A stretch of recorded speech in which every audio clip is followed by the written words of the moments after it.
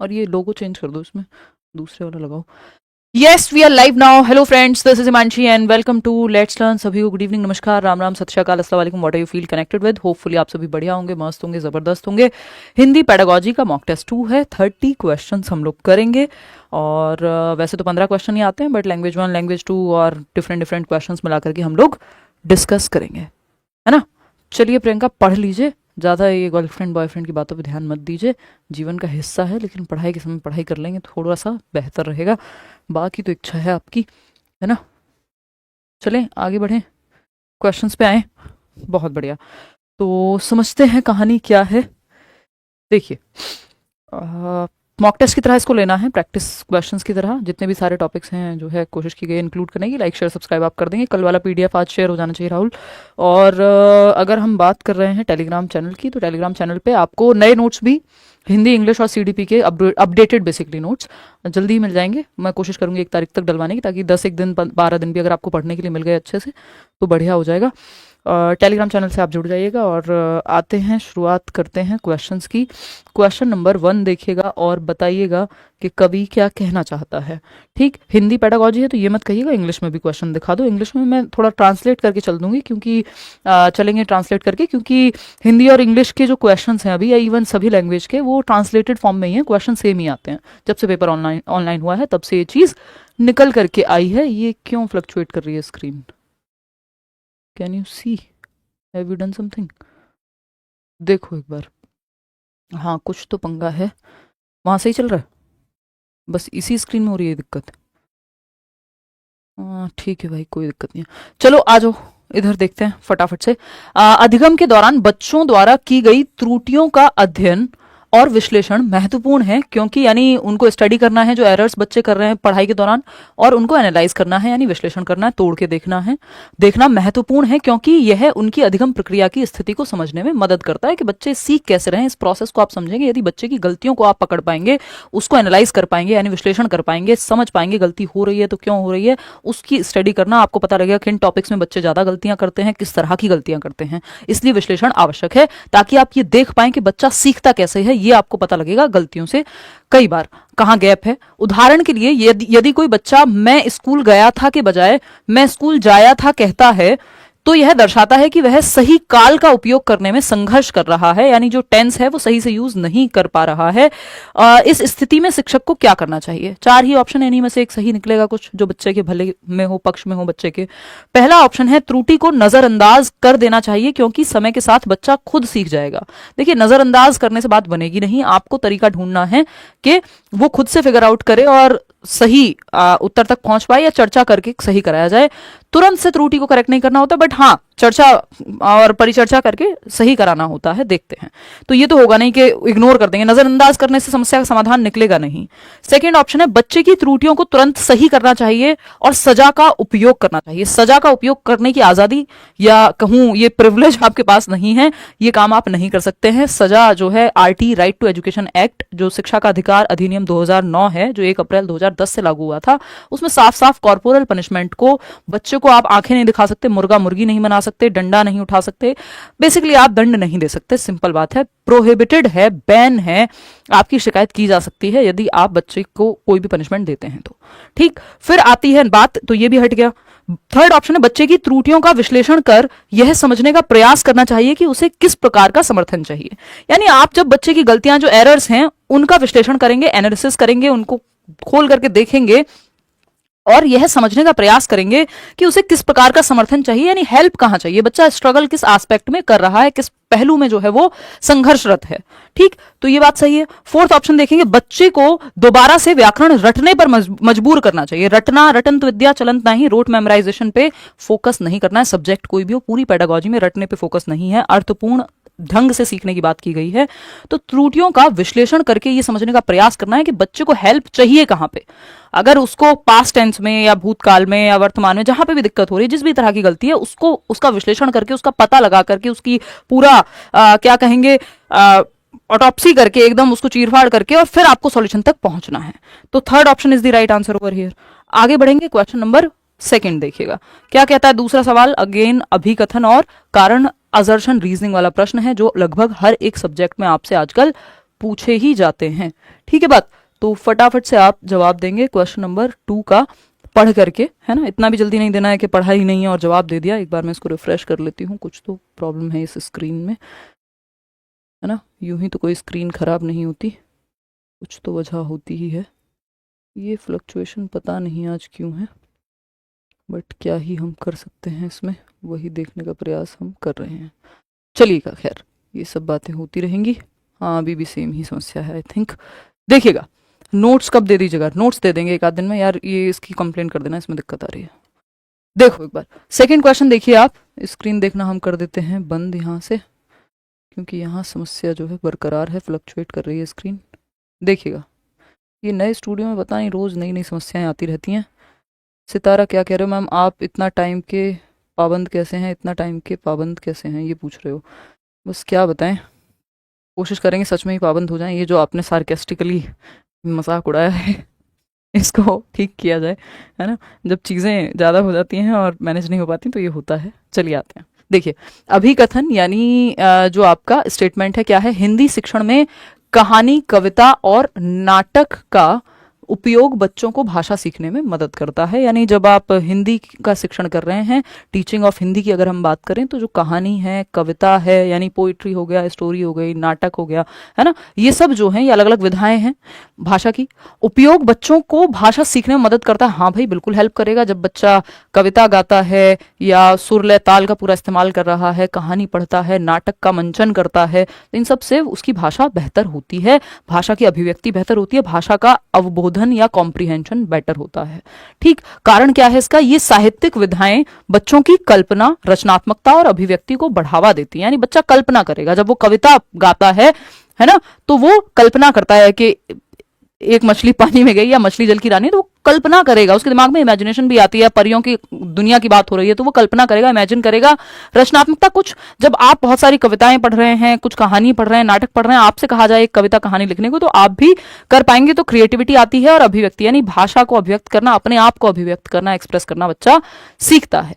ठीक, तो ये सारी बातें सही है। तो हिंदी शिक्षण में ये सब इसलिए इंपॉर्टेंट है क्योंकि ये साहित्यिक विधाएं हैं और इन सबसे ये फायदे होते हैं। दोनों बातें सही हैं अपनी जगह, ए और आर दोनों सही हैं और आर ए की सही व्याख्या भी है। ठीक, सही स्पष्टीकरण भी है। तो फर्स्ट ऑप्शन सही होगा। क्वेश्चन नंबर 3 देखिएगा और बताइएगा। क्वेश्चन नंबर 3 क्या कहता है, फटाफट से देख करके आप जवाब देंगे। क्वेश्चन नंबर 3 कहता है, बहुभाषिक कक्षाओं में जहां बच्चों की मातृभाषा हिंदी से भिन्न हो सकती है। बहुभाषिक कक्षा यानी मल्टीलिंगुअल क्लासेस, जहां कई भाषाएं बोलने वाले बच्चे मौजूद हैं। भाषा अधिगम की प्रक्रिया चुनौतीपूर्ण हो सकती है, क्योंकि कई सारी भाषाएं बोलने वाले बच्चे हैं तो थोड़ा चैलेंजिंग होगा लैंग्वेज को सीखना। हाँ, चुनौतीपूर्ण हो सकती है। उदाहरण के लिए बंगाली भाषी बच्चे सफल शब्द को सपल कह सकते हैं। इस संदर्भ में शिक्षक को क्या करना चाहिए। पहला ऑप्शन है, केवल हिंदी में बोलने पर जोर देना चाहिए और मातृभाषा के उपयोग को हतोत्साहित करना चाहिए। आपकी जो नेशनल एजुकेशन पॉलिसी है, नई शिक्षा नीति, चाहे वो कोठारी आयोग हो जिसमें त्रिभाषा सूत्र, 3 लैंग्वेज फॉर्मूला की बात की है, कोई भी ये नहीं कहता कि बच्चे की मातृभाषा के इस्तेमाल को या उपयोग को, प्रयोग को हतोत्साहित करो। प्रोत्साहित करना है, बढ़ावा देना है बच्चे की मदर टंग को, जो भी उसके घर पे बोली जाती है, उसको हतोत्साहित नहीं करना। इवन प्राइमरी क्लासेस में तो जो मीडियम ऑफ इंस्ट्रक्शन है, यानी अनुदेशन का जो माध्यम है, वो मातृभाषा होनी चाहिए बच्चे की। बच्चे के घर पे जो भाषा बोली जा रही है उसमें ही आप उसको प्राइमरी लेवल पे शिक्षण प्रदान करें। नेक्स्ट जो ऑप्शन है वो है, मातृभाषा और हिंदी के बीच समानताओं और अंतर को समझाते हुए बच्चों को नई भाषा सीखने में मदद करनी चाहिए। यानी मातृभाषा यानी मदर टंग और हिंदी के बीच समानताओं और अंतर को समझते हुए बच्चों को नई भाषा सीखने में मदद कर रहे हैं। चलो ठीक है, मे बी। फिर देखते हैं, वैसे हिंदी की कोई अलग से बात यहां हुई थी, नहीं हुई थी।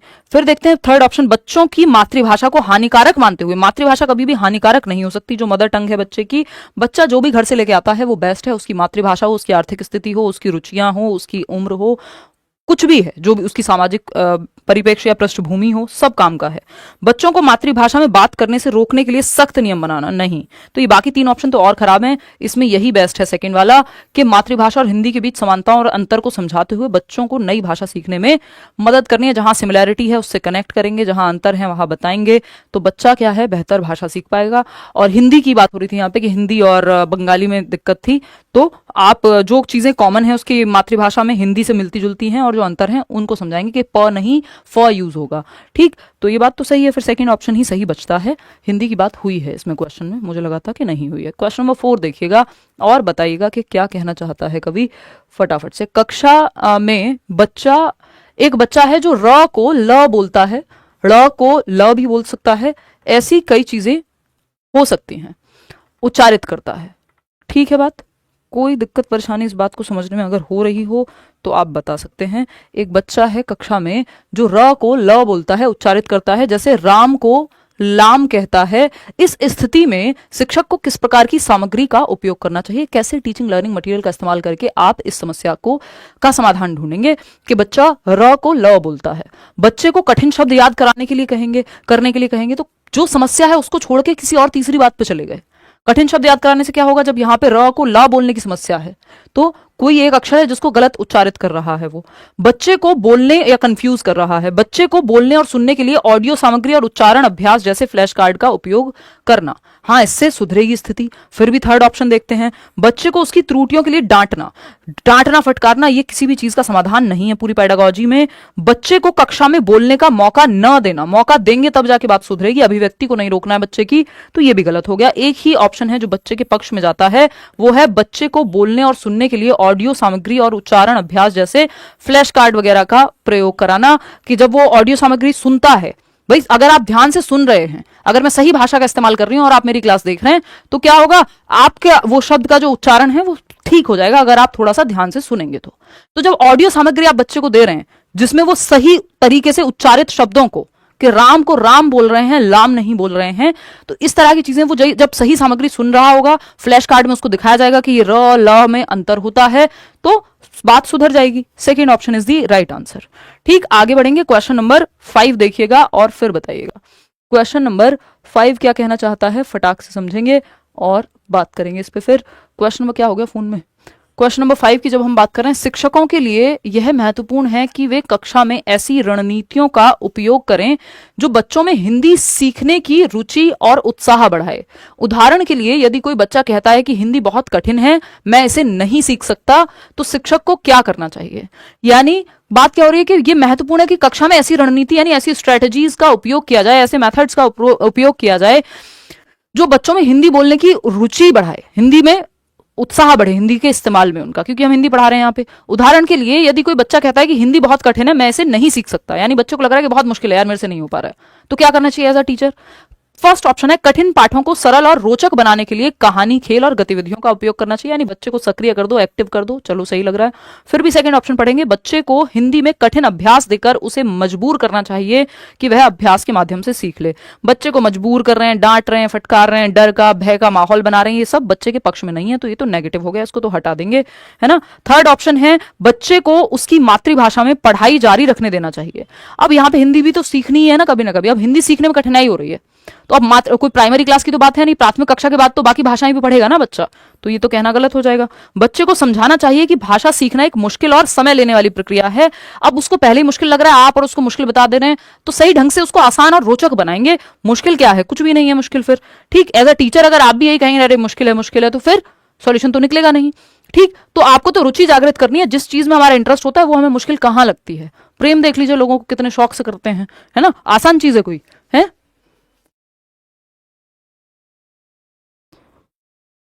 वो मीम याद आ गया मुझे जो इंस्टाग्राम पे चलता रहता है, ये हमारी बहन ममता देखो एक बार, तो ये कोई आसान काम है। कठिन पाठों को सरल और रोचक बनाने के लिए कहानी, खेल और गतिविधियों का उपयोग करना चाहिए। इंटरेस्टिंग बना दीजिए, आप रुचिकर बना दीजिए, बच्चों को गतिविधि में संलग्न रखिए। क्वेश्चन नंबर 6 देखिएगा और बताइएगा। छठा प्रश्न आपके सामने क्या कहता है, 6 नंबर के लिए नहीं, एक ही नंबर का प्रश्न है। अभिकथन क्या है स्टेटमेंट, हिंदी शिक्षण में केवल व्याकरण सिखाना ही पर्याप्त है। एक तो ये केवल जहां लिखा हुआ होता है वो ज्यादातर केस में नेगेटिव है शब्द, है ना। केवल व्याकरण क्यों भाई, संदर्भ में व्याकरण सिखाइए, कहानी, कल्पना, नाटक सब कुछ सिखाइए, सिर्फ व्याकरण क्यों सिखाना है, सिर्फ ग्रामर क्यों सिखाना है, तो ये तो गलत हो गया स्टेटमेंट। कारण क्या है, भाषा अधिगम में व्याकरण के साथ साथ श्रवण, पठन, लेखन और मौखिक कौशल का भी विकास आवश्यक है। यानी जो बाकी कौशल हैं जिनको हम सुबो पाली कहते हैं, सुनना, बोलना, पढ़ना और लिखना, सभी प्रकार के कौशलों पर फोकस किया जाना चाहिए। सिर्फ ऐसा नहीं है कि व्याकरण और लिखने पे ही या पढ़ने पे ही फोकस करें। तो ए तो गलत ही है और आर सही है। ए गलत है परंतु आर सही है। Fourth option is the right answer over here. आगे बढ़ेंगे, क्वेश्चन नंबर 7 देखिएगा और बताइएगा क्या कहना चाहता है 7वां प्रश्न। ठीक, ये क्या कहता है भाई, शिक्षण के दौरान शिक्षक ने हिंदी भाषा सिखाने के लिए बच्चों को अंग्रेजी वाक्यों का हिंदी में अनुवाद कराया, यानी हिंदी ट्रांसलेशन कराया इंग्लिश आपके सेंटेंसेस का। इस विधि का उद्देश्य क्या हो सकता है, ऐसा क्यों किया है? अगर आप देखेंगे ये ट्रांसलेशन, ग्रामर ट्रांसलेशन टाइप का मेथड है, यानी कि यहां पे बेसिकली आप भाषा को ट्रांसलेट करके सीख रहे हैं। ठीक, बच्चों को केवल व्याकरण के नियम रटाना नहीं, नियम रटाने की बात थोड़ी हुई है सिर्फ, दूसरी भाषा के माध्यम से हिंदी की संरचना और व्याकरण को सिखाना। भाई जो भाषा बच्चों को आती है, मान लीजिए हो सकता है उसको अंग्रेजी आती है और हिंदी सिखाई जा रही है, तो अंग्रेजी से हिंदी में इसलिए अनुवाद करा रहे हैं कि जो दूसरी भाषा यहां पे अंग्रेजी है, हिंदी की संरचना यानी हिंदी का स्ट्रक्चर कैसा है, उसमें ग्रामर कैसे काम करता है, वो ट्रांसलेशन के माध्यम से आप सिखा रहे हैं। ठीक, हम यहां मान के चल रहे हैं कि बच्चे को अंग्रेजी आती होगी, बच्चों को हिंदी में वार्तालाप के लिए प्रोत्साहित करना वो एक अलग कहानी है। यहां पे ट्रांसलेशन की बात हुई है, वो फिर प्रत्यक्ष मेथड आ जाएगा या कम्युनिकेटिव मेथड आ जाएगा, जिसमें हम संप्रेषणात्मक विधि कहते हैं, जिसको बातचीत के माध्यम से भाषा सिखाना। फिर है फोर्थ ऑप्शन, बच्चों को पाठ्यपुस्तक में दिए गए प्रश्नों के उत्तर याद कराने के लिए कहना। और याद करना नहीं, बच्चा जहां एक्टिव है वो ऑप्शन बेटर है। जब आप ट्रांसलेट कर रहे हैं तो आप संरचना को समझ रहे हैं कि माय नेम इज, तो मेरा नाम ये है, तो उसमें संज्ञा कहेंगे, उसमें नाउन कहेंगे, दोनों भाषाओं की संरचना वो बेहतर तरीके से समझ पाएगा। क्वेश्चन नंबर 8 देखिएगा। ठीक, क्वेश्चन नंबर 8 देखिएगा और बताइएगा कौन सा एक प्रश्न है जो सही है। क्वेश्चन नंबर 8 है, यदि कक्षा में एक बच्चा अपनी बात स्पष्ट रूप से व्यक्त नहीं कर पाता है, यानी खुद को ठीक से एक्सप्रेस नहीं कर पा रहा क्लियरली, और शब्दों का उच्चारण ठीक से नहीं कर पा रहा, यानी शब्दों को भी ठीक से उच्चारित नहीं कर पाता, यानी प्रोनाउंस नहीं कर पा रहा ठीक से शब्दों को, उसका प्रोनाउंसिएशन में प्रॉब्लम है, और दूसरा स्पष्ट रूप से खुद को व्यक्त भी नहीं कर पा रहा, क्लियरली खुद को एक्सप्रेस नहीं कर पाता है। ठीक, अब क्या होगा, ऐसे में शिक्षक को क्या करना चाहिए? पहला ऑप्शन है, बच्चे की समस्या को नजरअंदाज कर देना चाहिए, क्योंकि यह समय के साथ ठीक हो जाएगी। देखिए, नजरअंदाज करके समस्या का समाधान नहीं निकलेगा, ये एक बड़ी समस्या है। फिर है सेकंड ऑप्शन, बच्चे को बार बार सही उच्चारण करने के लिए बाध्य करना चाहिए। देखिए, बाध्य करना, मजबूर करना, डांटना, फटकारना, ये सब नेगेटिव शब्द हैं, इनको इस्तेमाल आपको नहीं करना है पेडागोजी में as a teacher. Third option है, बच्चे की समस्या को समझते हुए उसे आसान और रोचक गतिविधियों के माध्यम से भाषा सुधारने का अवसर देना। यह बात भी सही है। बच्चे को व्याकरण के नियम रटाने पर जोर देना, रटवाने की बात तो आप करेंगे ही नहीं। तो ऑप्शन क्या सही है? एक ही ऑप्शन सही है, बच्चे की समस्या को समझते हुए, यानी उसकी प्रॉब्लम क्या है, वो क्यों नहीं एक्सप्रेस कर पा रहा या अभिव्यक्त कर पा रहा अपने बात को, या व्यक्त कर पा रहा, उसे आसान और रोचक गतिविधियों के माध्यम से भाषा सुधारने का अवसर देंगे। लैंग्वेज के गेम होते हैं, भाषा के कुछ और ऐसी एक्टिविटीज होती हैं जिसमें वो खेल खेल में सीख जाएगा। तो थर्ड ऑप्शन जो है वो सही है। पहले कारण जानेंगे, समस्या को समझेंगे और फिर उसका समाधान ढूंढेंगे। क्वेश्चन नंबर 9 देखिएगा और बताइएगा प्रश्न संख्या 9 क्या कहता है। कक्षा में शिक्षक ने हिंदी सिखाने के लिए अनुवाद के बजाय, यानी ट्रांसलेशन की बजाय सीधे हिंदी का प्रयोग किया, यानी ट्रांसलेट नहीं कर रहे हैं आप लैंग्वेज को, जो भी बच्चे की मदर टंग है, हिंदी हो, सॉरी इंग्लिश हो, पंजाबी हो, कुछ भी हो, उससे आप ट्रांसलेट नहीं कर रहे हिंदी को, आप सीधा हिंदी में ही बात कर रहे हैं, यानी जिस भाषा को सिखाना चाहते हैं उसी भाषा में बातचीत कर रहे हैं, उसी भाषा का प्रयोग कर रहे हैं, मातृभाषा का प्रयोग नहीं कर रहे हैं।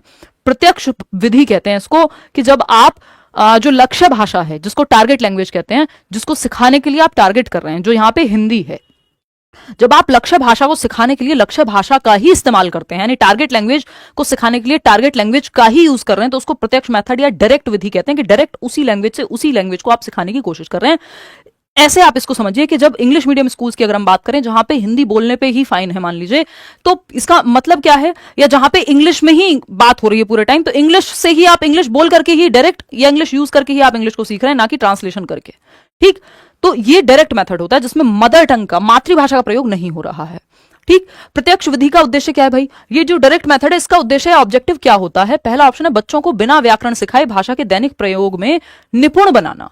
तो आप देखेंगे बहुत सारे इंग्लिश मीडियम स्कूल्स के बच्चे जो हैं वो अच्छी अंग्रेजी बोल लेते हैं, बेशक उन्होंने ग्रामर या व्याकरण उनकी हिंदी मीडियम वालों से कई बार कमजोर हो, लेकिन क्योंकि उन्होंने वो भाषा यूज करके बोलना सीखा है, तो वो बोलचाल में, दैनिक भाषा के डेली यूज में उनकी अच्छी लैंग्वेज पे पकड़ हो जाती है, स्पोकन लैंग्वेज पे। बात तो सही लग रही है। फिर भी सेकंड ऑप्शन देखते हैं, बच्चों को केवल व्याकरण पर ध्यान केंद्रित करना। व्याकरण की तो यहां बात ही नहीं हो रही, जब आप भाषा के इस्तेमाल से सीख रहे हैं तो डायरेक्ट व्याकरण थोड़ी रट रहे हैं आप। फिर आता है थर्ड ऑप्शन, बच्चों को मातृभाषा का अधिक प्रयोग करने देना। मातृभाषा का तो प्रयोग वर्जित है इसमें, यानी मदर टंग तो यूज ही नहीं हो रही इस मेथड में। डायरेक्ट जिस भाषा को सिखाना चाह रहे हैं, जो कि हिंदी है, यहाँ पे देखो, यहाँ पे हिंदी देख के ये मत सोच लेना सारी दुनिया की मातृभाषा, सारे बच्चों की भाषा, भारत में मातृभाषा जो है हिंदी होगी। ठीक है ना। हिंदी यहाँ पे टारगेट लैंग्वेज या एक लक्ष्य भाषा के रूप में काम कर रही है जिसको आप सिखाना चाह रहे हैं। बच्चों को दूसरी भाषा में सोचने और लिखने के लिए प्रेरित करना। देखो यहाँ पे भाषा के इस्तेमाल से आप भाषा सीख रहे हैं या डायरेक्ट उस लैंग्वेज को यूज करके आपका जो बातचीत डेली हो रही है उसमें बच्चा बेहतर हो रहा है, पारंगत हो रहा है। तो फर्स्ट ऑप्शन है। आगे बढ़ेंगे नेक्स्ट, व्याकरण सिखाए बिना, यानी ऐसा नहीं आपको कोई व्याकरण के नियम, भाषा को डायरेक्ट यूज करके आप मे आई कम इन मैम, अब इसमें जरूरी नहीं बच्चों को आपने पहले व्याकरण सिखाया होगा। ठीक, तो first option is the right answer. Question number 10 देखिएगा क्या कहता है। क्वेश्चन नंबर 10 फटाफट से बताइएगा। क्वेश्चन नंबर 10 क्या कहता है ये देखिएगा, अभिकथन है और कारण है। स्टेटमेंट क्या है भाई, हिंदी शिक्षण में रचनात्मक लेखन गतिविधियां बच्चों की भाषा की समझ को बढ़ाने में सहायक होती हैं। यानी जो हिंदी लैंग्वेज टीचिंग है उसमें जब आप क्रिएटिव राइटिंग से रिलेटेड एक्टिविटीज करा रहे हैं, बच्चे कोई ऐसे लिख रहे हैं, किसी तीज त्योहार पे लिख रहे हैं, अपनी सोच नए ढंग से व्यक्त कर रहे हैं, तो ये समझ बेहतर होगी बच्चे की, हाँ भाई वो कुछ नया सोच रहा है अपनी मर्जी से। ट्रू है ये बात। रीजन क्या है इसका, रचनात्मक लेखन बच्चों को अपनी भावनाओं और विचारों को व्यक्त करने के लिए स्वतंत्रता देता है। यानी जो क्रिएटिव राइटिंग है वो अपनी भाषा, अपनी भावनाएं व्यक्त करेंगे, अपने तरीके से व्यक्त करेंगे, कुछ नया लिखेंगे, किसी को पत्र लिख रहे हैं जन्मदिन पे, किसी को लेटर लिख रहे हैं, किसी और फॉर्मल भी अगर वो, तो अपने आप को व्यक्त करने का उनका तरीका, उसमें तो हालांकि फॉर्मल लेटर्स में तो पहले से ही सेट पैटर्न होता है। तो ए और आर दोनों सही है और सही स्पष्टीकरण भी है जो आपका ए है, वो जो आर है ए का। ठीक, रचनात्मकता बढ़ती है। क्वेश्चन नंबर 11 देखिएगा और बताइएगा क्या कहता है 11वां प्रश्न। देखिएगा ये कह रहा है, कक्षा में उपलब्धि परीक्षण के माध्यम से शिक्षक बच्चों की भाषा सीखने की प्रगति को मापना चाहते हैं। उपलब्धि परीक्षण समझते हैं आप, अचीवमेंट टेस्ट के माध्यम से कि कितना अचीव कर लिया, जो उद्देश्य निर्धारित हुए थे वो किस हद तक अचीव हो गए हैं, ये उपलब्धि प्रश्न पत्र के माध्यम से जांचा जाता है। ठीक, तो कक्षा में उपलब्धि परीक्षण के माध्यम से शिक्षक बच्चों की भाषा सीखने की प्रगति को मापना चाहता है, यानी कितना प्रोग्रेस की है बच्चे ने भाषा को लेकर के। ये अचीवमेंट टेस्ट या उपलब्धि परीक्षण के माध्यम से पता लगेगा कि 4 चैप्टर पढ़े थे या ये पढ़ा था, ये सीख पाया कि नहीं सीख पाया। इसका उद्देश्य क्या होगा, बता दिया मैंने आपको उद्देश्य, कितना सीख पाया। पहला ऑप्शन है बच्चों के कमजोर क्षेत्रों की पहचान करना और उन्हें सुधारने के लिए सुझाव देना। चलो हो सकता है। बच्चों को उनके प्रदर्शन के आधार पर श्रेणियों में बांटना, यानी कैटेगरीज में बांटना, ये काम नहीं करना है। केवल बच्चों को परीक्षा के लिए बांटना नहीं है, बच्चे को केवल बच्चों को परीक्षा के लिए तैयार करना, ये भी कोई सिखाने का लक्ष्य नहीं है कि सिर्फ एग्जाम के लिए प्रिपेयर हो जाएं। दुर्भाग्य है हमारा कि हम ज्यादातर एग्जाम्स के लिए पढ़ते रह जाते हैं। बच्चों पर अधिक पाठ्यक्रम का बोझ डालना, ये भी एक नेगेटिव बात है कि आपने सिलेबस का बोझ डाल दिया। एक ही ऑप्शन है जहां बच्चा एक्टिव है, और जहां बच्चा एक्टिव हो वो ऑप्शन बेस्ट है। बच्चों के कमजोर क्षेत्रों की पहचान करना और उन्हें सुधारने के लिए सुझाव देना, पता चलेगा कितनी उपलब्धि हो गई है। एक तो इसका ये उद्देश्य है कितना अचीव कर लिया, जो ऑब्जेक्टिव सेट हुए थे, जो उद्देश्य निर्धारित हुए थे वो कितने प्राप्त हो पाए, किस हद तक, और दूसरा कहां कमी रह गई और उसको फिर सुधारा जा सकता है। तो ठीक है दीक्षा, फर्स्ट ऑप्शन ही एकमात्र सही उत्तर है, बाकी तो बनते ही नहीं है। क्वेश्चन नंबर 12 देखिएगा, ये क्या होता है भाई 12वां सवाल, फटाफट से देखते हैं। क्वेश्चन नंबर 12, क्वेश्चन नंबर 12 कहता है, शिक्षक के रूप में आप देखते हैं कि एक बच्चा घ और ग के उच्चारण में बार बार गलती करता है, इसका निदानात्मक समाधान क्या हो सकता है। निदानात्मक यानी डायग्नोस्टिक, यानी आप कैसे निदान करेंगे, और निदान कर लिया फिर उसके बाद रेमेडी कैसे देंगे, यानी उपचार कैसे करेंगे। ठीक, ये निदानात्मक परीक्षण होता है जिसमें पहले निदान करके कारण पता करते हैं कहां कमी रह गई, और फिर उपचारात्मक शिक्षण यानी रेमेडियल टीचिंग देके सुधारते हैं, दोबारा से नए तरीके से पढ़ाएंगे या जहां भी दिक्कत हुई उसको सुधारेंगे। ये निदानात्मक परीक्षण में या निदानात्मक समाधान में शामिल है। तो एक बच्चा है घ और ग के उच्चारण में बार बार गलती करता है, यानी घर बोलना है तो गर बोल देता है, गर बोलना है तो घर बोल देता है, मतलब ग और घ के उच्चारण में उसको है दिक्कत। पहला ऑप्शन है बच्चे को बार बार सही उत्तर रटाने के लिए कहेंगे। रटाना तो अपने आप में ही नेगेटिव हो गया है ना, एक कीवर्ड का भी सेशन लेना है जल्दी ही, आप लोगों ने कल भी याद दिलाया था। बच्चे को अकेला छोड़ देना ताकि वह खुद अपनी गलती सुधारे। आप खुद से कैसे सुधारेगा, जब वो स्ट्रगल कर रहा है तो आपको फोकस तो कराना पड़ेगा। बच्चे की समस्या को समझकर उच्चारण सुधारने के लिए विशेष गतिविधियां जैसे कि फ्लैश कार्ड और श्रवण अभ्यास कराना। यहां पे बच्चा एक्टिव है, जहां बच्चा एक्टिव है वो उत्तर सही है। सिंपल, सरल, सुंदर, सस्ती बात। फोर्थ ऑप्शन है बच्चे को अन्य बच्चों के साथ व्याकरण अभ्यास कराना। देखो यहाँ पे व्याकरण अभ्यास से बात नहीं चलेगी, उसको उच्चारण में दिक्कत है, यहाँ नियम की दिक्कत नहीं है बच्चे को, ठीक है ना। तो बच्चे की समस्या को समझकर उच्चारण सुधारने के लिए विशेष गतिविधि, आप विशेष एक्टिविटी कराओगे, फ्लैश कार्ड से दिखाओगे क्या अंतर होता है दो शब्दों के उच्चारण में, घर ऐसा दिखता है, घर ऐसा दिखता है ना। श्रवण का अभ्यास कराओगे कि वो सही से सुनेगा, अगर तो सही से बोलेगा भी, तो ऑडियो कुछ डिवाइस का भी इस्तेमाल कर सकते हो। तो थर्ड ऑप्शन यहां सही है। आगे बढ़ते हैं, क्वेश्चन नंबर 13 देखिएगा क्या कहना चाहता है फटाक से। क्वेश्चन नंबर 13 क्या कहना चाहता है देखेंगे। ये कहता है भाषा के बिना विचार अभिव्यक्त नहीं किए जा सकते और विचार के बिना भाषा का कोई अर्थ नहीं है। इस संदर्भ में शिक्षक के रूप में आपको बच्चों में भाषा और विचारों के विकास के लिए क्या करना चाहिए। यानी भाषा अगर नहीं है तो मैं विचार कैसे व्यक्त करूं, और विचार ही नहीं है तो भाषा का क्या फिर रोल बचा। अब भाषा और विचार के बीच संबंध को कौन सा ऑप्शन बेहतर तरीके से एक्सप्लेन करता है। धीरे धीरे क्वेश्चंस मुश्किल होते जाएंगे, 30वें सवाल तक देखते रहिएगा। तो अगर हम बात करें, फर्स्ट ऑप्शन है बच्चों को केवल व्याकरण का अध्ययन करना चाहिए ताकि वे भाषा को सही तरीके से लिख सकें। देखो, सिर्फ व्याकरण का अध्ययन करने से भाषा और विचार का कोई उत्पत्ति हो जाएगी, यहां लिखने की बात तो हो भी नहीं रही थी। बच्चों को नई नई गतिविधियों और वार्तालाप का अवसर देकर उनकी भाषा और सोचने की क्षमता को प्रोत्साहित करना चाहिए। यानी उनको नई नई एक्टिविटीज करा रहे हैं जहां वार्तालाप का अवसर मिल रहा है, यानी बोलने का, भाषा के इस्तेमाल का उनको अवसर मिलेगा, कम्युनिकेशन का, और उनकी भाषा की सोचने और उनकी भाषा और सोचने की क्षमता, यानी भाषा भी बेहतर होगी जब वो चर्चा, परिचर्चा, डिबेट, डिस्कशन, वार्तालाप, कम्युनिकेशन ये सब करेंगे, और सोच भी बेहतर होगी क्योंकि जब आप बोल रहे हैं तो आप सोच भी रहे हैं, बिना सोचे कैसे बोलेंगे, ठीक है ना। तो ये बात भी सही है। थर्ड ऑप्शन है बच्चों को रटने के लिए प्रेरित। ये तो अपने आप में ही फिर नेगेटिव हो गया। केवल पाठ्य पुस्तक के प्रश्नों के उत्तर लिखने पर, तो सिर्फ उत्तर लिखने पे ये भी रट्टाफिकेशन ही है। तो एक ही ऑप्शन यहां बेहतर है कि बच्चों को जब आप कम्युनिकेशन में या एक्टिविटी कराते हैं, जो कि यहाँ पे कम्युनिकेशन है, तो वो उसका सोचने की और समझने की क्षमता भी बेहतर होगी, भाषा और चिंतन दोनों ही बेहतर होगा। क्वेश्चन नंबर 14 देखिएगा, अगेन थोड़ा सा लेंदी है बट आप कोशिश कीजिए, आसान ही है। त्रिआयामी शिक्षण दृष्टिकोण में संज्ञानात्मक यानी कॉग्निटिव एस्पेक्ट, भावनात्मक या संवेगात्मक अफेक्टिव, और कौशलात्मक यानी साइकोमोटर आयामों का विकास होता है। यदि कक्षा में शिक्षक का उद्देश्य बच्चों की भाषा समझने की क्षमता के साथ साथ उनके भावनात्मक और व्यावहारिक विकास को बढ़ावा देना है, तो वह कौन सी विधि अपनाए। जो बीएस, ये दोनों के लिए भाई, पेपर 1 पेपर 2 सबके लिए है क्योंकि सिलेबस सेम ही है। तो अगर हम देखें यहाँ पे, तो आपको एक चीज देखनी है यहाँ पे, त्रिआयामी से मतलब क्या है। वैसे ट्राइपोलर एजुकेशन अलग होती है, उसमें फिर आपका टीचर है, स्टूडेंट है और एनवायरमेंट है, ये जॉन डुई का है। लेकिन ये जो त्रिआयामी की यहाँ ये बात कर रहे हैं वो है बीएस ब्लूम का टैक्सोनॉमी, है ना, ब्लूम का वर्गीकरण, जिसमें उन्होंने अधिगम के अलग अलग क्षेत्र की बात की है, पक्षों की बात की है। वो सीएपी कैप से मैं आपको बताती ही हूं। सीएपी कैप बोले तो कॉग्निटिव मतलब संज्ञान यानी दिमाग की बात हो रही है, अफेक्टिव यानी बच्चे के इमोशंस भी जुड़े, दिल भी जुड़े, दिमाग भी जुड़े, और फिजिकल एक्टिविटी भी, आप उसको हैंड्स ऑन एक्सपेरिमेंट भी करा रहे हो। तो ये तीनों जब जुड़ जाते हैं तो बेहतर अधिगम होता है, ठीक। अब कक्षा में यदि शिक्षक का उद्देश्य बच्चों की भाषा समझने की क्षमता के साथ साथ उसके भावनात्मक और व्यावहारिक विकास, वो इस्तेमाल भी कर पाए, है ना, और नाटक का मंचन करना है, मान लीजिए वो भी करे, इमोशनली भी कनेक्टेड हो चैप्टर उससे, तो क्या करेंगे आप। पहला ऑप्शन है बच्चों को केवल व्याकरण और शब्दावली। एक तो ये केवल शब्द ही नेगेटिव हो जाता है, सिर्फ व्याकरण और वोकैबुलरी रटवाते रहेंगे तो इससे रटंत विद्या हो जाएगी, ये अर्थपूर्ण अधिगम नहीं होगा। इसमें तीनों पहलू नहीं जुड़ पाएंगे, दिल, दिमाग और हाथ, यानी एक्टिविटी नहीं हो पा रही। बच्चों को समूह चर्चा, यानी जब वो ग्रुप डिस्कशन कर रहे हैं, कहानी लेखन, जब आप खुद से कहानी लिख रहे हैं, और नाटक गतिविधियों में नाटक का मंचन कर रहे हैं कि कोई सूर्पणखा बना हुआ है, कोई रावण बना हुआ है, तो अब यहां पे आप फिजिकली भी एक्टिव हो गए, साइकोमोटर डोमेन आ गया, कौशलात्मक कौशल की जिसकी हम बात कर रहे हैं, यहाँ इमोशंस भी, क्योंकि कोई भी आप नाटक का मंचन कर रहे हैं या कोई कहानी लिख रहे हैं तो उसमें इमोशंस भी आते हैं, और संज्ञान यानी दिमाग का तो इस्तेमाल होगा ही, क्योंकि बिना सोचे आप कैसे तो चर्चा करेंगे। तो तीनों बातें शामिल हो गई। फिर भी बाकी ऑप्शन पढ़ेंगे, बच्चों को केवल पाठ पढ़ने और उत्तर लिखने, तो ये तो रटना ही हो गया, इसमें रटना साफ साफ ही लिखा हुआ है तो वो होगा नहीं। तो second option is the only right answer over here.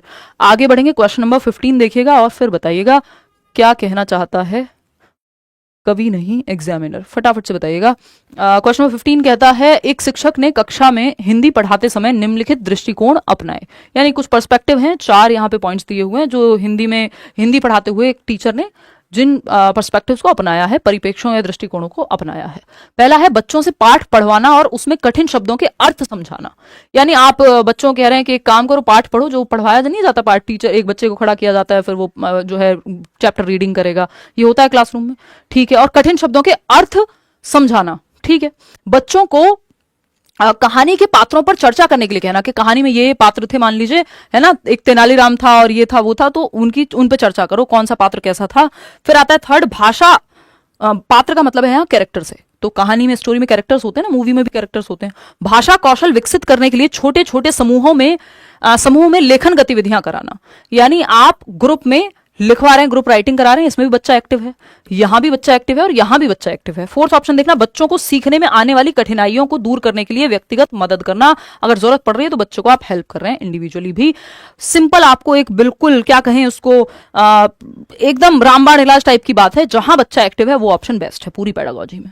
तो ये चारों ही बातें सही है, चारों जगह पे बच्चा जो है बेहतर है और भाषा की समझ विकसित होगी यदि चारों में से चारों ही ऑप्शन वो यूज करेगा। तो आगे बढ़ेंगे, क्वेश्चन नंबर 16 पे देखिएगा और ये पूछिएगा कि क्या पूछ रहा है सवाल। क्वेश्चन नंबर 16 देखिए फटाफट से और बताइए। क्वेश्चन नंबर 16 है, हिंदी शिक्षण के दौरान शिक्षक को बच्चों के बीच संवाद यानी डिस्कशन, ठीक, तो बच्चों के बीच डिस्कशन हो रहा है और वार्तालाप को प्रोत्साहित करना चाहिए, यानी बातचीत हो रही है, ठीक, किसी टॉपिक पे डिस्कशन या नॉर्मल बातचीत हो रही है, इसको प्रोत्साहित यानी बढ़ावा देना चाहिए। शिक्षक ने बच्चों को वृक्षों का महत्व यानी ट्रीज का क्या इंपॉर्टेंस है विषय पर चर्चा करने और फिर उस पर एक लेख लिखने के लिए कहा। ऐसा करने का उद्देश्य क्या हो सकता है? यानी चर्चा परिचर्चा डिस्कशन हो रहा है, कम्युनिकेट कर रहे हैं बच्चे, टॉपिक दिया गया है, क्या टॉपिक है? वृक्षों का महत्व यानी what is the importance of trees, तो पेड़ों का क्या महत्व है, इस पे चर्चा करने को कहा गया है। इसका उद्देश्य, इस चर्चा का उद्देश्य क्या हो सकता है, इसका ऑब्जेक्टिव या गोल क्या हो सकता है? पहला ऑप्शन है केवल बच्चों के व्याकरण ज्ञान को परखना। चर्चा में यहां पे व्याकरण की थोड़ी बात हो रही है कि नियम कायदे कानून की बात थोड़ी हो रही है, वो तो लिखवा लेते फिर। सेकंड ऑप्शन है बच्चों को रचनात्मक सोच यानी क्रिएटिव थिंकिंग, विचारों की अभिव्यक्ति यानी जो विचार उनके पास हैं पेड़ों को लेकर के, जो भी उनके पास इंफॉर्मेशन है उस पर वो चर्चा करेंगे, तो अब एक्सप्रेस करेंगे खुद को। और लिखित भाषा कौशल विकसित करने का अवसर दिया है। हाँ, लेख लिखने की भी बात हुई है ना, तो लिखित भाषा भी विकसित होगी। लेकिन थर्ड और फोर्थ ऑप्शन को भी चेक करेंगे। बच्चे को विषय के बारे में रटने के लिए प्रेरित करना, ये तो नेगेटिव हो गया। बच्चों को सटीक उत्तर देने के लिए दबाव डालना, ये एकदम बेकार बात है। दबाव डालना, रटना, डांटना, ये सब बेकार बात है। Second option is the right answer, जहां बच्चा सबसे ज्यादा एक्टिव है वो ऑप्शन बेस्ट है, सिंपल। तो रचनात्मक चिंतन बढ़ेगा, विचारों की अभिव्यक्ति होगी, लिखने का कौशल भी व्यक्त होगा, क्योंकि लेख लिखने को कहा है कि क्यों पेड़ हमारे लिए महत्वपूर्ण है, हमें ऑक्सीजन देते हैं, वट एवर बच्चा लिखेगा। फिर आते हैं नेक्स्ट क्वेश्चन पे, 17 नंबर क्वेश्चन है। 17वां सवाल कहता है भाषा शिक्षण में शिक्षक की भूमिका क्या होनी चाहिए, यानी जब टीचर जो है, लैंग्वेज टीचर की क्या भूमिका होगी लैंग्वेज को पढ़ाते समय। तो क्या पूछा है हमसे, कक्षा में हिंदी सिखाने के दौरान शिक्षक ने बच्चों को निम्नलिखित गतिविधियां कराई हैं। तो हिंदी टीचर हैं और वो ये एक्टिविटीज कराते हैं कक्षा में। पहला है समूह में कहानी लेखन, यानी ग्रुप में कहानी लिखवाई जा रही है, चलो बच्चा एक्टिव है। पाठ के कठिन शब्दों का अर्थ निकालने के लिए शब्दकोश का प्रयोग, यानी बच्चा डिक्शनरी का इस्तेमाल कर रहा है खुद से और कठिन शब्दों को देख रहा है, ये भी एक अच्छी हैबिट है। फिर आता है बच्चों को चित्र देखकर अपने विचार व्यक्त करने के लिए कहना, यानी जो चित्र हैं उनको देख के, जो पिक्चर्स होती है ना कई बार किताब में, उनको लेके क्या विचार आ रहे हैं उस पर बात करना। इन सभी प्रयासों का उद्देश्य क्या है? भाषा बेहतर हो रही कुल मिलाकर के। पहला है बच्चों को केवल पाठ्यपुस्तक के आधार पर सीखने, नहीं भाई, बच्चे एक्टिव हैं, सिर्फ पाठ्यपुस्तक या टेक्स्ट बुक की रटने की बात यहाँ पे नहीं हो रही है। फिर आता है सेकंड ऑप्शन, बच्चों की भाषा कौशल, रचनात्मकता और आत्म अभिव्यक्ति को बढ़ावा देना। हाँ, बच्चा यहाँ ज्यादा एक्टिव है। बच्चों को रटने और परीक्षा के लिए तैयार करना, ये एकदम खराब है। केवल व्याकरणिक ज्ञान नहीं, बच्चा इस्तेमाल भी कर रहा है, तो यहाँ तो बाकी ऑप्शन इतने कमजोर हैं कि आप डायरेक्ट सेकंड ऑप्शन के साथ जा सकते हैं। क्वेश्चन नंबर 18 देखिएगा, वाइगॉत्स्की के बारे में बात हो रही है। वाइगॉत्स्की और प्याजे से भाषा में भी क्वेश्चन आते ही हैं, क्लियर है मैम, चलिए ठीक है। दीक्षा, दिव्यासा, मंताशा, चलिए फटाफट क्वेश्चन नंबर 18 देख लीजिए और फिर हम आगे बढ़ेंगे। क्वेश्चन नंबर 18 क्या कहता है, 30 सवाल हैं टोटल, है ना। क्वेश्चन नंबर 18 क्या कहता है, इतने में कुछ कमेंट्स भी देख लेती हूँ, है ना, और इतने आप लाइक शेयर करके कमेंट करके आराम से बैठ जाओ और क्वेश्चन पढ़ के बताओ मुझे, ठीक है बात या नहीं है? ठीक है, ओके यार, कुछ क्वेश्चन इजी भी लगाने पड़ेंगे, कुछ क्वेश्चन इजी आते भी हैं, नेक्स्ट में लेवल थोड़ा सा और मुश्किल कर देंगे, ठीक। देखिए, भाषा क्वेश्चन पढ़ के समझ पा रहे हैं, यानी वो भी इंपॉर्टेंट है। वाइगॉत्स्की के सामाजिक सांस्कृतिक सिद्धांत के अनुसार भाषा एवं चिंतन के बीच का संबंध क्या है और यह शिक्षण अधिगम प्रक्रिया में किस प्रकार महत्वपूर्ण भूमिका निभाता है। तो सामाजिक सांस्कृतिक सिद्धांत आप समझते हैं, सोशियो कल्चरल जो आपकी थियोरी है वाइगॉत्स्की की, चिंतन के बीच का संबंध क्या है। देखो, आसान क्वेश्चन आपकी बेसिक कॉन्सेप्ट को क्लियर करते हैं, तो वो भी महत्वपूर्ण है एट टाइम्स, किसी सेट में बहुत मुश्किल, किसी में आसान, किसी में मॉडरेट। तो एवं चिंतन के बीच का क्या संबंध है, यानी लैंग्वेज और थिंकिंग के बीच में या लैंग्वेज और थॉट के बीच में क्या संबंध है, इस पे बात हो रही है वाइगॉत्स्की के अनुसार। और यह शिक्षण अधिगम प्रक्रिया में किस प्रकार महत्वपूर्ण भूमिका निभाता है, यानी टीचिंग लर्निंग प्रोसेस में कैसे महत्वपूर्ण है थिंकिंग और लर्निंग। इंग्लिश पेडागोजी भी कराऊंगी, डोंट वरी। भाषा केवल संचार का माध्यम है और चिंतन से स्वतंत्र है, यानी सिर्फ कम्युनिकेशन का एक माध्यम है और सोचने में इसका कोई रोल नहीं है। नहीं भाई, भाषा के माध्यम से हम सोचते हैं, बहुत बेहतर अपनी समझ भी करते हैं, तो ये कहना गलत होगा। चिंतन और भाषा का कोई संबंध नहीं है, ये कहना तो एकदम ही गलत होगा, वाइगॉत्स्की ने ऐसा बिल्कुल नहीं कहा। फिर है भाषा और चिंतन एक दूसरे पर निर्भर करते हैं और भाषा अधिगम प्रक्रिया का मुख्य साधन है। सुनने में बात अच्छी लग रही है, फिर भी फोर्थ ऑप्शन देखेंगे, भाषा और चिंतन विकासशील अवस्था में अलग अलग कार्य करते हैं। क्या कहना चाहेंगे आप बताइए?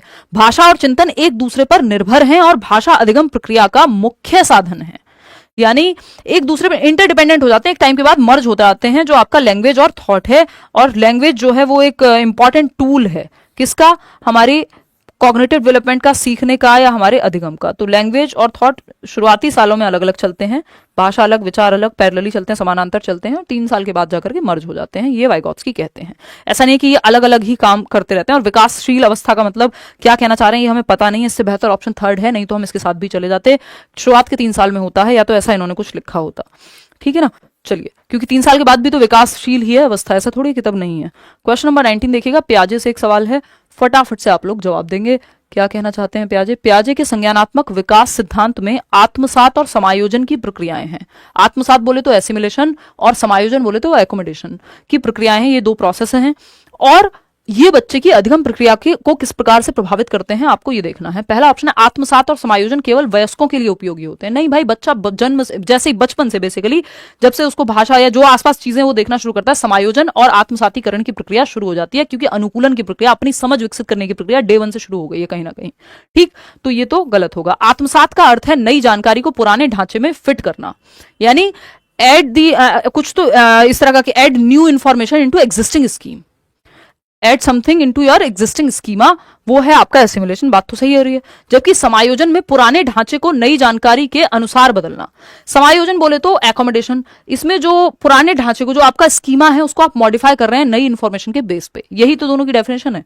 आत्मसात में आप जोड़ रहे हैं एग्जिस्टिंग स्कीमा में, वर्तमान जानकारी में, जानकारी का मतलब यहां स्कीमा से है, पूर्व ज्ञान में बेसिकली। दोनों प्रक्रियाएं बच्चों के अनुभवों को नजरअंदाज करती हैं, ये कहना एकदम गलत होगा। अनुभवों के आधार पर ये प्रक्रियाएं चल रही हैं। आत्मसात और समायोजन केवल भाषा के विकास से संबंधित है, ऐसा कहना भी गलत होगा। इस संज्ञान के विकास से संबंधित है, समझ के विकास से संबंधित है, आपके दिमाग के विकास से संबंधित है। तो आत्मसात, और ये भाषा में भी लागू होती है ये बात। तो second option is the best answer over here. आगे बढ़ेंगे, क्वेश्चन नंबर 20 देखिएगा। 20वां सवाल कुछ तो बात करने की कोशिश कर रहा है अर्जन और अधिगम के बीच में, जिसपे 1 नंबर का क्वेश्चन आता ही है। ये सारे टॉपिक पेपर में पूछे जाते हैं क्योंकि सिलेबस का पार्ट है। ठीक, तो टॉपिक क्लियर होना बहुत जरूरी है। क्वेश्चन को कैसे भी हेर फेर के बनाया जा सकता है। भाषा अर्जन और भाषा अधिगम के बीच मुख्य अंतर क्या है? देखो, जब ये पुराने जमाने में यानी 2016-18 में ये सवाल आता था तो 1 लाइन में पूछ लेता था, और मुख्य अंतर होता था वातावरण का। अगर आपको किसी भाषा के लिए वातावरण मिला है, एनवायरमेंट मिला है, तो आप उस भाषा को अर्जन कर लेंगे, यानी आप एक्वायर कर लेंगे। यानी आप अमेरिका में रहते हैं तो अंग्रेजी आपने एक्वायर कर ली, भाषा आप हिंदी आपने एक्वायर कर ली या अर्जित कर ली यदि आप इंडिया में रहते हैं। वातावरण का मुख्य अंतर होता है। ठीक, अब यहां पे लेकिन पूछा कुछ और है। और शिक्षक भाषा अर्जन को बढ़ावा देने के लिए क्या रणनीतियां अपनाएं? अर्जन को इसलिए क्योंकि अर्जन नेचुरल प्रक्रिया है, बहुत ही ज्यादा, और प्राकृतिक प्रक्रिया है, जिसमें किताब पढ़ने की जरूरत नहीं पड़ रही। आप एनवायरमेंट से ही भाषा को एक्वायर कर लेते हैं, अर्जित कर लेते हैं, सीख लेते हैं, उठा लेते हैं। भाषा अर्जन औपचारिक शिक्षण प्रक्रिया पर निर्भर करता है, जबकि भाषा अधिगम स्वाभाविक रूप से होता है। उल्टा बोल दिया इन्होंने। अर्जन जो है वो स्वाभाविक रूप से होगा, और अधिगम में प्रॉपर औपचारिक शिक्षण लगता है। लर्निंग में एफर्ट और प्रैक्टिस लगती है। अर्जन एक्विजिशन को कहते हैं, जो आपने बस इम्बाइब कर लिया, आपने उठा लिया है, एनवायरमेंट से भर लिया है अपने अंदर। तो ये तो उल्टा कह दिया इन्होंने। भाषा अर्जन स्वाभाविक और अनौपचारिक प्रक्रिया है, इनफॉर्मल है, जो आप अपने एनवायरमेंट से कार्टून देख के, मम्मी पापा को बात करते हुए देख के, मूवी देख के, आस पड़ोसियों को सुनते हुए, लड़ते हुए देख के, वॉटेवर आप जो दिमाग में भर ले रहे हैं, भाषा जहां से आप सीख ले रहे हैं, पहली भाषा जो मातृभाषा होती है आपकी, आप उसको एक्वायर कर लेते हैं। मल्टीपल भाषाओं को भी आप अर्जित कर सकते हैं, ऐसा नोम चॉम्स्की कह रहे हैं। जबकि भाषा अधिगम औपचारिक शिक्षण पर आधारित है। ये बात सही है कि लैंग्वेज लर्निंग, भाषा अधिगम, इसके लिए आप व्याकरण पढ़ते हैं, स्कूल में जाते हैं, एबीसीडी सीखते हैं, 70 चीजें करते हैं, वो लर्निंग है। ये बात सही है। थर्ड ऑप्शन क्या है? भाषा अर्जन केवल व्याकरण सिखाने पर केंद्रित है। व्याकरण सिखाना, इसमें व्याकरण अपने आप सीख जाता है व्यक्ति, कोई अलग से व्याकरण नहीं सिखाया जाता भाषा अर्जन में। अगर मैंने हिंदी अपने एनवायरमेंट से सीखी तो व्याकरण जरूरी नहीं मैंने वहां सीखा, व्याकरण मैंने स्कूल में जाकर के सीखा होगा। तो भाषा अर्जन में व्याकरण का कोई अलग से शिक्षण होता नहीं है। भाषा अर्जन केवल वयस्कों के लिए होता है, ऐसा नहीं। उपयोगी है सिर्फ नहीं भाई, बच्चा जन्म से ही भाषा आसपास सुनता है और अर्जित करता है। तो सेकंड ऑप्शन ही यहां सही है। 21वां सवाल देखिएगा फटाफट से। नोम चॉम्स्की की बात हो रही है। बाबा नोम चॉम्स्की क्या कह रहे हैं? बड़े लिंग्विस्ट हैं, यानी भाषाविद हैं नोम चॉम्स्की, इन पे भी सवाल आता ही है। भाषा अर्जन और अधिगम की जो बातचीत है इन्होंने बहुत अच्छे से की है, ठीक है ना। और अगर हम बात करें हिंदी मैराथन का, बताएंगे भाई, हिंदी, इंग्लिश और सीडीपी की मैराथन करने का प्रयास पूरा है मेरा, है ना। देखिएगा क्वेश्चन नंबर 21 है, नोम चॉम्स्की के भाषा अर्जन यंत्र के सिद्धांत के अनुसार, यानी लैंग्वेज एक्विजिशन डिवाइस, LAD कहते हैं इसको, ठीक, इमेजिनरी डिवाइस है, काल्पनिक है, दिमाग में इंसान मान के चलता है, के सिद्धांत के अनुसार बच्चों के भाषा अर्जन की प्रक्रिया कैसे स्वाभाविक रूप से यानी नेचुरली होती है और शिक्षक इसे हिंदी शिक्षण में किस प्रकार प्रोत्साहित कर सकता है। अब कोई भी भाषा हो, हिंदी हो, इंग्लिश हो, नेचुरली एक्वायर कर सकता है, बच्चा अर्जित कर सकता है, ये बात नॉम चॉम्स्की कहते हैं, क्योंकि मानव शिशु में जन्मजात भाषा अर्जन की क्षमता है, भाषा को एक्वायर करने की क्षमता है जिस एनवायरमेंट में वो रहता है। ठीक, और शुरुआत के जो जीवन के 5 से 10 साल हैं वहां पे तो ये भाषा अर्जन यंत्र, लैंग्वेज एक्विजिशन डिवाइस बहुत एक्टिव है, जो दिमाग में भर लेता है जो भी भाषा आसपास बोली जा रही है उसको एब्जॉर्ब करके अपना भाषा प्रयोग वो सीख जाता है बच्चा। बच्चों में भाषा अर्जन केवल अनुकरण के माध्यम से होता है, यानी नकल के माध्यम से। वो कह रहे हैं नहीं, जन्मजात क्षमता है, नकल की बात ही नहीं। नकल की बात करेंगे आपके स्किनर, पूछ लिया जाता है अनुकरण की बात कौन कर रहा है भाषा को लेके, तो स्किनर। ठीक, सेकेंड ऑप्शन, बच्चों के पास जन्मजात भाषा अर्जन क्षमता होती है और शिक्षक को प्राकृतिक वातावरण प्रदान करना चाहिए, ये बात एकदम सही है। बच्चों को केवल व्याकरण नियम रटवा दो, जी नहीं, अर्जन में ये बात नहीं होगी, अधिगम में, और रटवाना तो है ही नहीं। भाषा अर्जन बच्चों के लिए केवल किशोर अवस्था में संभव है, ये कहना एकदम गलत है, बल्कि भाषा अर्जन कम उम्र में 5 साल तक आपका जो लैंग्वेज एक्विजिशन डिवाइस है, भाषा अर्जन यंत्र है, वो ज्यादा सक्रिय होता है। वो क्रिटिकल पीरियड है जो 3 से 6 वर्ष है आपकी भाषा विकास के लिए। ठीक, तो बच्चों के पास जन्मजात भाषा अर्जन की क्षमता है, तो प्राकृतिक अगर आप माहौल देंगे तो वो नेचुरली ही स्वाभाविक रूप से भाषा को सीख लेंगे, ये बात सेकंड ऑप्शन में कही गई है, जो चॉम्स्की की बात से बिल्कुल, मतलब चॉम्स्की की ही बात है, सहमत क्या है, बिल्कुल चॉम्स्की ऐसा ही कहते हैं। 22वां सवाल देखिएगा, शिक्षण सहायक सामग्री यानी टीचिंग लर्निंग मटेरियल, हम चार्ट लेके जाते हैं, है ना, मॉडल्स लेके जाते हैं टीचर, तो टीचिंग लर्निंग मटेरियल, शिक्षण सहायक सामग्री, टीचिंग एड्स जिनको हम कह देते हैं, सॉफ्टवेयर और ऑनलाइन टूल्स का क्या महत्व है, सॉफ्टवेयर और ऑनलाइन टूल्स का क्या महत्व है, ये पूछा जा रहा है। किसमें, language teaching, teaching learning material या टीचिंग एड्स में। तो कई बार आप सॉफ्टवेयर का यूज कर रहे हैं जो अलग से प्रोनाउंसिएशन मान लीजिए सिखा रहा है। ऑनलाइन टूल्स में अलग अलग गेम्स हो सकते हैं लैंग्वेज को लेकर के, अलग पिक्चर्स हो सकती हैं, कोई आजकल गूगल अर्थ आ गया है वो दिखा सकते हो आप क्लासरूम में, तो वो भी टीचिंग लर्निंग मटेरियल का ही इस्तेमाल हो गया स्क्रीन पे। ठीक, तो इनका क्या महत्व है ये पूछा है। केवल छात्रों को व्यस्त रखने के लिए नहीं भाई, समझ बेहतर होगी, सिर्फ व्यस्त रखने के लिए तो कुछ भी करा लो, गाने गवाओ, कुछ भी कराओ।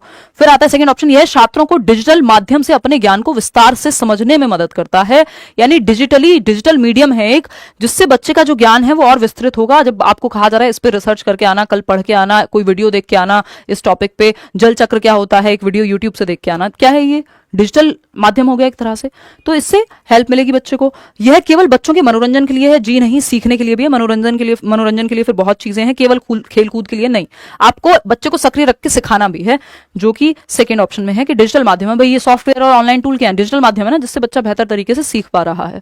क्वेश्चन नंबर 23 देखिएगा, 23वां सवाल क्या कहता है, फटाफट से बताइए। परिपूर्ण क्या होता है, क्या कहना क्या चाहते हो, मतलब मास्टरी हासिल करना किसी चीज में, क्या कह रहे हो, ये इंग्लिश में लिख रहे हो, शब्द को हिंदी में लिख के बताओ तब तो समझ में आए, मैं तो तुक्का ही लगा रही हूँ कि क्या पूछना चाह रहे हो। क्या ड्राफ्ट टाइप कुछ होगा, एनीवेज चलिए देखते हैं, आगे बढ़ते हैं क्वेश्चन नंबर 23 पे। क्या कहता है क्वेश्चन नंबर 23, पुनर्बलन सिद्धांत में अंतर्वैयक्तिक पुनर्बलन का क्या अर्थ है और शिक्षक इसे बच्चों के समूह कार्य में किस प्रकार प्रभावी रूप से लागू कर सकते हैं। यानी पुनर्बलन सिद्धांत में, यानी जहां आप बच्चे को रीइंफोर्समेंट के प्रिंसिपल की जब हम बात कर रहे हैं, जहां गुड, वेरी गुड, शाबाश, ये सब हम कह रहे हैं बच्चे को, बच्चे के व्यवहार को बढ़ावा देने के लिए जिन शब्दों का, जिन एक्शंस का हम इस्तेमाल कर रहे हैं, गुड, वेरी गुड, शाबाश, ये सब, या ये जेस्चर्स कर रहे हैं, ये भी पुनर्बलन यानी रीइंफोर्समेंट में आएगा। तो अंतर्वैयक्तिक पुनर्बलन यानी लोगों के बीच की बात हो रही है, का क्या अर्थ है और शिक्षक इसे बच्चों के समूह कार्य में किस प्रकार प्रभावी रूप से लागू कर सकते हैं। जब ग्रुप वर्क चल रहा हो तो क्या करें, यह व्यक्तिगत रूप से बच्चों को पुरस्कार देने का तरीका है। जब अंतर्वैयक्तिक लिख दिया तो इसका मतलब मल्टीपल लोग वहां मौजूद हैं, तभी इंटरपर्सनल बना है वो। सेकंड ऑप्शन है बच्चों के समूह कार्य के दौरान सामाजिक और भावनात्मक व्यवहार को प्रोत्साहित करने के लिए, यानी बच्चों के समूह कार्य के दौरान, यानी ग्रुप वर्क के दौरान सामाजिक और भावनात्मक व्यवहार को प्रोत्साहित करने के लिए है। बात तो सही है, जब वो ग्रुप वर्क कर रहे हैं तो जो सोशल और इमोशनल व्यवहार है वो प्रोत्साहित हो रहा है, क्योंकि आप गुड, वेरी गुड बढ़ावा दे रहे हैं किसी को, बात तो सही है। सेकंड ऑप्शन क्या है, सेकंड यही था। थर्ड देखते हैं, यह केवल पाठ्य पुस्तक पर आधारित गतिविधियों में, नहीं भाई, ये नेचुरल एनवायरनमेंट में हो रहा है। यह केवल बच्चों की शारीरिक क्षमताओं को बढ़ाने के लिए, वो ऐसा कोई दौड़ लगवाने वाली बात तो यहाँ हो ही नहीं रही है। तो second option is the only right answer. आगे बढ़ेंगे नेक्स्ट क्वेश्चन पे। नेक्स्ट क्वेश्चन क्या कहता है भाई, क्वेश्चन नंबर 24 देखिएगा, 24वां सवाल कुछ तो कहना चाहता है, फटाफट से समझिए। वाइगोत्स्की की बात हो रही है यहाँ पे, ठीक है ना। अगर हम देखें यहाँ पे वाइगॉत्स्की के अनुसार समीपस्थ दूरस्थ विकास का क्षेत्र जोन ऑफ प्रॉक्सिमल डेवलपमेंट का अर्थ क्या है और यह शिक्षकों को बच्चों की अधिगम क्षमता को समझने में कैसे मदद करता है। जोन ऑफ प्रॉक्सिमल डेवलपमेंट यानी वो दायरा जहां संभावना है कि अभी विकास आपका हो सकता है यदि आपको सही मदद दी जाए। पहला ऑप्शन है ZPD जिसको हम कह दे रहे हैं, संभावित विकास जहां संभव है। बेसिकली यह वह क्षेत्र है जिसमें बच्चे अपनी समस्याओं को स्वतंत्र रूप से हल कर सकते हैं। नहीं, यह वह क्षेत्र है जहां बच्चा स्वतंत्र रूप से और किसी की मदद से, इन दोनों के बीच का अंतर ZPD है। ठीक, यह वह क्षेत्र है जिसमें बच्चों को शिक्षक या सहपाठियों की सहायता की आवश्यकता होती है। हाँ, कह सकते हो। देखते हैं थर्ड ऑप्शन, यह वह क्षेत्र है जो बच्चों के लिए बहुत कठिन है और इसे नहीं समझ सकते, ऐसा नहीं है, मदद से समझ सकते हैं। फिर आते हैं, यह वह क्षेत्र है जो केवल जैविक परिपक्वता पर आधारित है। बायोलॉजिकल मैच्योरिटी की बात तो वाइगॉत्स्की कर ही नहीं रहे हैं। तो सेकंड ऑप्शन है, यह वह क्षेत्र है जिसमें बच्चों को शिक्षक या सहपाठियों की सहायता की आवश्यकता होती है। यानी ZPD वो दायरा है जहां बच्चों को यदि मदद दी जाए, स्कैफोल्डिंग या पाड़ या ढांचा दिया जाए, यानी ये है बच्चा जो खुद से कर सकता है स्वयं से। ये वो दायरा है जहां ZPD वाला दायरा है ये, जहां उसको हेल्प मिल जाए तो वो यहां तक पहुंच सकता है। तो ये टेम्परेरी हेल्प की आपका दायरा है ZPD। वो स्पेस है, वो डिफरेंस है जहां वो खुद से जो कर सकता है और जो किसी की मदद से कर सकता है, उसके बीच के डिफरेंस को हम ZPD कह रहे हैं। ठीक, आगे बढ़ेंगे। वाइगॉत्स्की का हम चैप्टर कर चुके हैं, क्वेश्चंस भी कर चुके हैं, एक बार उसको भी देख लेना। क्वेश्चन नंबर 25 देखिएगा क्या कहता है, 25वां सवाल। अंत की तरफ हम बढ़ रहे हैं अब सेशन के। ये कहता है, व्याकरण शिक्षण के दौरान किस प्रकार की गतिविधियां बच्चों के लिए लाभदायक होती हैं, यानी हेल्पफुल होंगी किस प्रकार की एक्टिविटीज जब आप ग्रामर टीचिंग कर रहे हैं। तो एक शिक्षक ने व्याकरण पढ़ाते समय निम्नलिखित विधियां अपनाई। एक एक करके आपको सारी विधियां देखनी है। उदाहरण के साथ नियम समझाए, यानी पहले एग्जाम्पल दिए और फिर नियम बताए। इसको हम क्या कहेंगे, आगमनात्मक विधि कहेंगे, इंडक्टिव मेथड कहते हैं कि पहले आपने संज्ञा के उदाहरण दिए फिर संज्ञा की परिभाषा बताई।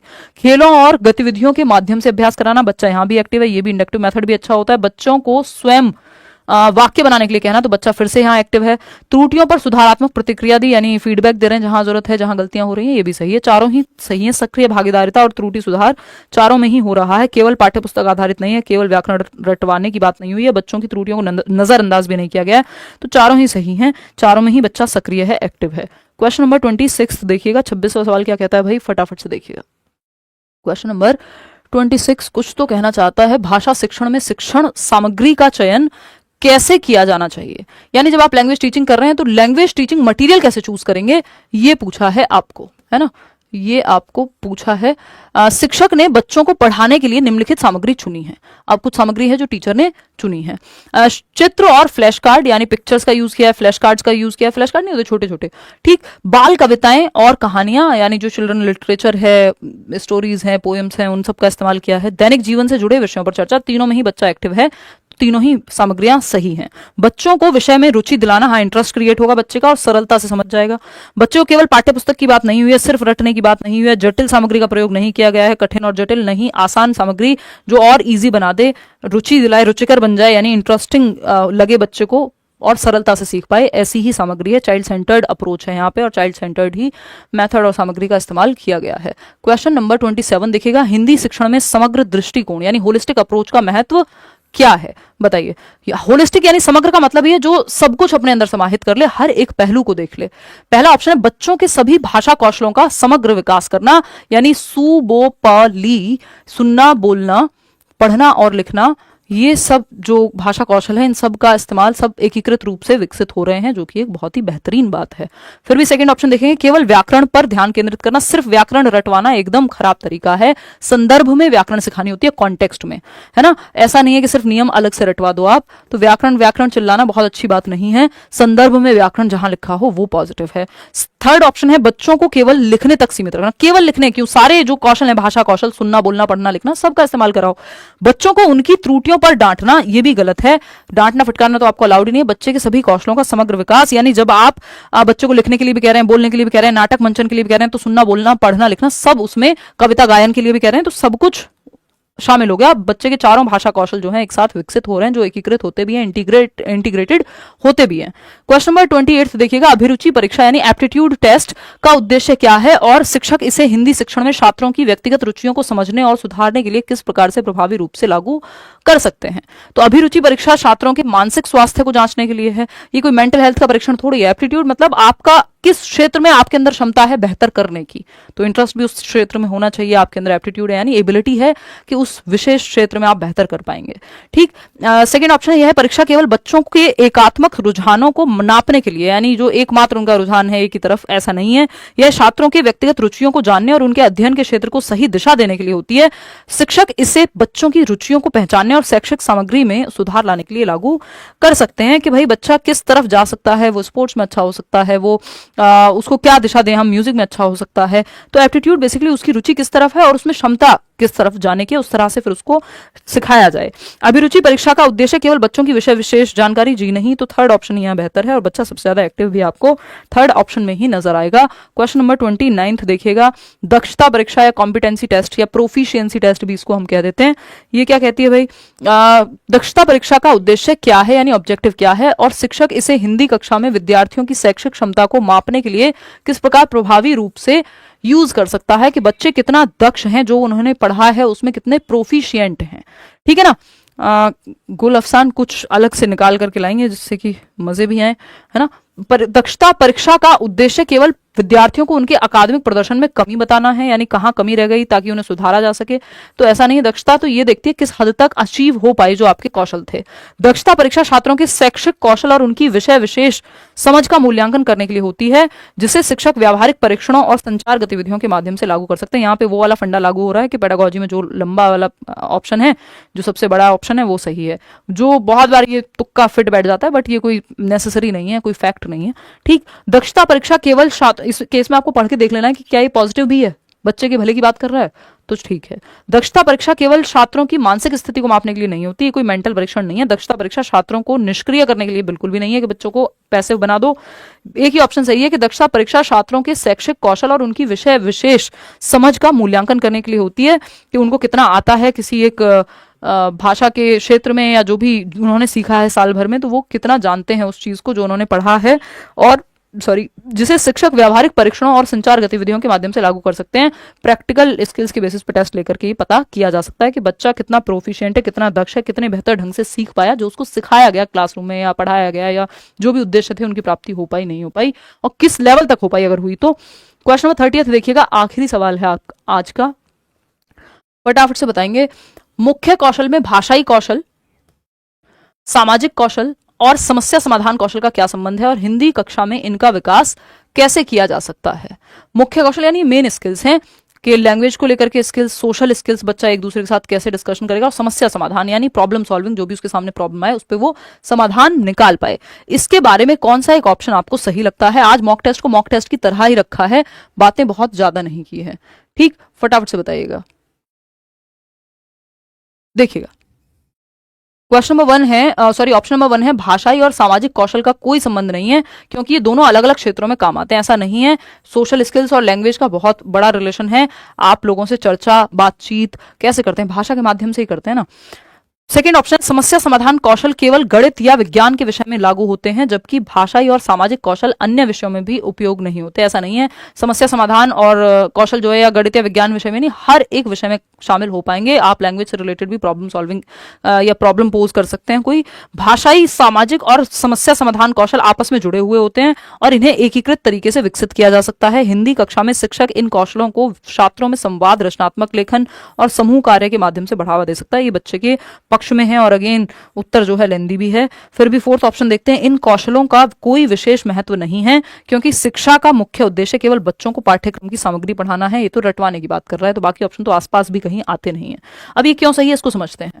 देखो, हमसे पूछा था मुख्य कौशल में जैसे भाषाई कौशल, सुनना, बोलना, पढ़ना, लिखना, ये सब आ जाएंगे। सामाजिक कौशल अगेन उसमें भी आप भाषा का इस्तेमाल करते हैं, चार लोग ग्रुप में बैठ के कोई चर्चा, डिस्कशन कुछ भी कर रहे हैं, बात कर रहे हैं आपस में, वहां पे भी किसी से रास्ता भी पूछना होगा तो भाषा का इस्तेमाल आपको करना पड़ेगा। तो समाज में जब आप इंटरेक्ट कर रहे हैं, अंतःक्रिया कर रहे हैं, तो भाषा का प्रयोग तो होगा।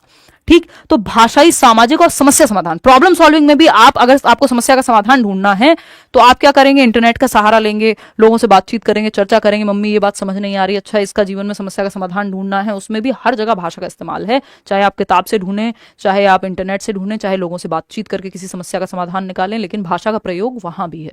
ठीक, तो भाषा यानी लैंग्वेज स्किल्स तो आप सीख रहे हैं, सामाजिक और समस्या समाधान कौशल आपस में सब जुड़े हुए हैं, लैंग्वेज स्किल्स अच्छी हैं तो आप पढ़ के भी समझ पाएंगे, सुन के भी समझ पाएंगे, लोगों से इंटरेक्ट भी बेहतर कर पाएंगे, है ना, और समस्या समाधान भी कर पाएंगे। ये सब इंटीग्रेटेड है, एक दूसरे से जुड़े हुए हैं, ये बात तो सही है। Third option is the only right option.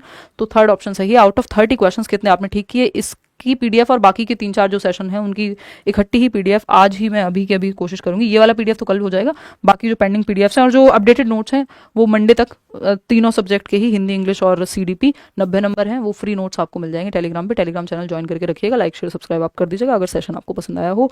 बाकी अपने साथ बने रहिए। पेपर में समय दिन जो है वो कम है, लेकिन अगर आप अभी भी तमीज से पढ़ लेते हैं तो कोई दिक्कत है नहीं। निकलता है लोगों का हफ्ते हफ्ते भर में भी सीटेट का एग्जाम, क्योंकि ये कोई मेरिट वाला एग्जाम नहीं है। जस्ट 60% नंबर आपको लेके आने हैं, 90% अगर आप कैटेगरी से हैं तो 55%। चलिए, आज का जो सेट था कंपैरेटिवली इजी कहेंगे, बट हाँ थोड़ा सा लेंदी भी रखा है क्योंकि सिलेबस से ही है। आउट ऑफ 30 कितने ठीक हुए? अगर आप 25 तक भी स्कोर कर पा रहे हैं आउट ऑफ 30 तो मैं कहूंगी अच्छी तैयारी मानी जाएगी। 30 आउट ऑफ 30 है बहुत सारे लोगों का, 29-26। चलिए आज के लिए इतना ही। Thank you so much. कल मिलते हैं। टाटा बाय बाय, धन्यवाद आपका। कल 9 बजे मिलेंगे और सीडीपी का कुछ करेंगे कल, ठीक है ना। क्या पैराग्राफ वाला क्वेश्चन पहले करना सही है भाषा के लिए? नहीं, पहले पेडागोजी कर लो, टाइम बच जाएगा। इस पे मैं अलग से गद्यांश पद्यांश पे एक सेशन लूंगी। चलिए take care, bye, good night. Comments में बताना कितना स्कोर किया और कहाँ समस्या रही।